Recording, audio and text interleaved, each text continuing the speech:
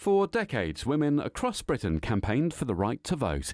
Some lobbied politicians and decision-makers. Others took more direct and militant action. After the First World War, some women were finally able to cast their ballots. History professor Karen Hunt is a trustee of Bridport Museum and was flicking through a book charting suffrage activity on maps when she noticed Dorset was a blank space. That jarred with Karen and her understanding of the movement and prompted her to dig deeper into the county's story. I was idly looking at it and I thought there is a huge gap where Dorset is. That jarred with Karen and her understanding of the movement and prompted her to dig deeper into the county's story. Suffrage history is something I've been interested in for a long time and I've taught and I've written about, but I haven't really thought about it in terms of an area where there aren't such big centres of population. Karen will share her findings in the talk at Goldhill Museum at 2:30 on Tuesday. Dorset was somewhere where we had forgotten that there had been any activity.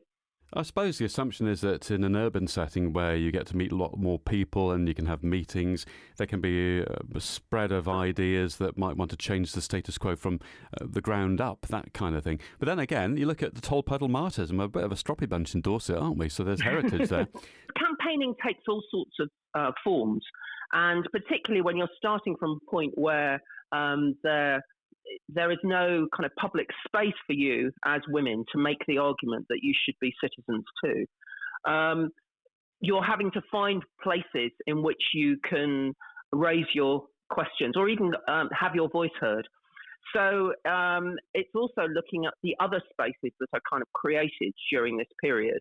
So that might be things like women's liberal associations. So it's partly using existing spaces, it's writing to one another, it's making contacts, it's finding newspapers where there might be letters written around this subject and perhaps writing yourself, right through to organising meetings. And then later on, I mean, I'm particularly looking at the 20th century, so that's, from 1900 onwards. And then you start to get big meetings, you start to get protests and so on. And it's whether they are the kind of things that can be organised in a more diffuse centres of population, or where, and the Tolpuddle Martyrs is a good example, where there is very strong opposition to the raising of protest. Women are arguing and saying, we want to be included. One of the slogans that's used later on is no taxation without representation, the slogan from the American Revolution, because women are beginning to and are participating in all sorts of ways in life, and yet they are not allowed to vote at general elections. The only way in is for men to gift that to them, because they're the ones who hold the power. So it's about how do you persuade those in power to open the door a chink to let some of you in. How open would women have been able to be in, say, Shaftesbury, rural North Dorset, about their wish to have change, political change? Could they talk about this openly, or was it very much done in private session? Could you stand in the street and just chat to people openly? That's quite interesting, because I've found examples where women stand up in public squares, not in Shaftesbury. The example I'm thinking of is in Wimborne, stand on a cart and they dress a crowd. And those women get things hurled at them and have to be hustled away because, it looks like the rowdies are going to win. So in many cases, I think women would decide that public spaces in the open were too risky. So many of them organised through having what they call drawing room meetings. So that's inviting other women to your home. And drawing room is a bit of a giveaway in that many of the women involved are middle class.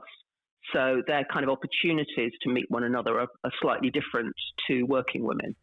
So it's liberal organisations, particularly because the Conservatives on the whole are not pro-women's suffrage. Goldhill Museum have found a photograph from what was the Grosvenor House School for Girls. Yes.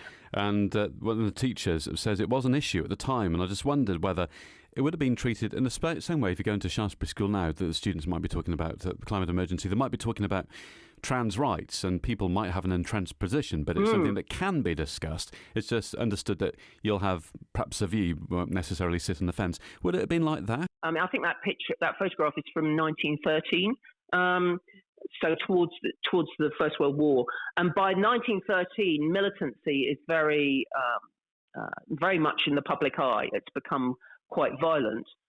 There's been a suspension of militancy for 2 years, where there is an attempt to get what's called a conciliation bill, so to conciliate all the different views and to try and get something through Parliament, and it fails, and so the militants come back with real force, and that's when you get the burning of pillar boxes, the writing on golf courses of votes for women in acid,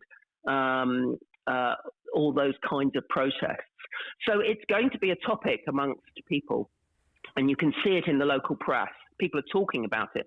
That doesn't mean they're kind of saying, "Oh, I want to do it," but they're kind of conscious of that, and that makes it, in one way, a little more.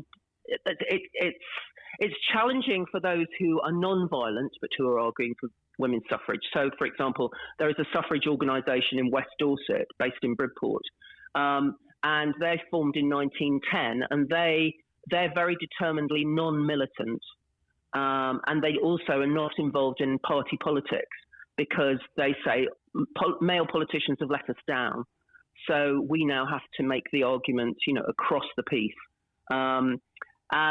So the idea that if you're at school and you dress, I think one of the young women in the pictures is dressed up as Mrs. Pankhurst, isn't it? Well, that's the suggestion. So she's I don't really like to use this kind of language of the past, but she's a kind of celebrity. Everybody knows who Mrs. Pankhurst is. So, there's that kind of element that people are and I've seen photographs of carnivals at the same time, and you get people dressing up as suffragettes in a very kind of anti-women sort of way. If they weren't talking about it, then the suffragists and the suffragettes had really made no impact, and they had made an impact. People are talking about it, worrying about it, thinking about what difference it would make if you enfranchised some women, or, as some argue, why not give all women the vote and all the rest of the men who don't have the vote? So there's even a demand for what's called adult suffrage, so that instead of having only no women voting and only 60% of men qualified to vote, that you should reach a point that we didn't reach until 1928, which was that all adults would qualify for the vote, irrespective of sex. In smaller towns and places far from London and big urban centres, is how do those voices get heard? And how do you find other people who sympathise with you? Or do you take actions which are less obvious? So one of the campaigns is that in 1911, a census was held. We hold a census every 10 years. And the Women's Freedom League and a number of other suffragettes argued, we don't count, so why should we be counted? And so they either are not at home on the night when everyone's counted, and they go and they sort of hide in big buildings and so on, so that when the head of the household makes the return, they're not there. Or in some cases, they write across the census return, "I won't be counted." And I found an example of that between Shaftesbury and Sherborne. Another campaigning idea that Karen's discovered was that you should take your politics on holiday with you. Suffragists saying, "Look, I'm going on holiday to Lyme Regis. Is there anybody going to be about? We could do something." The First World War was the turning point. Everyone begins to notice that actually there are men who don't have the vote. And the issue of those who don't have the vote is raised during the First World War. And very quickly it becomes possible to link that to the long campaign that women have been arguing. And so actually it's during the First World War that the male politicians, including Asquith, the Prime Minister, who was a staunch anti-suffragist, changed their minds. The first general election in which women can vote in 1918, 2/3 of women, adult women, are able to vote. Karen says this was around 100 years ago, but sometimes doesn't seem like it. in some ways, from the perspective of today, it doesn't look that far away. I mean, many of the arguments about, sort of mansplaining and women being unable to find their voice, or the entrenchment of those who are wealthy and the powerful controlling political and social and economic events. I mean, it isn't that different. And much of the language is sometimes very sharp, very focused, but it's also very modern. It's very accessible. They say to understand the present and the future, you've got to have a handle on the past. And you'll learn all about the women's suffrage movement in Dorset with Karen Hunt at Gold Hill Museum, 2:30 on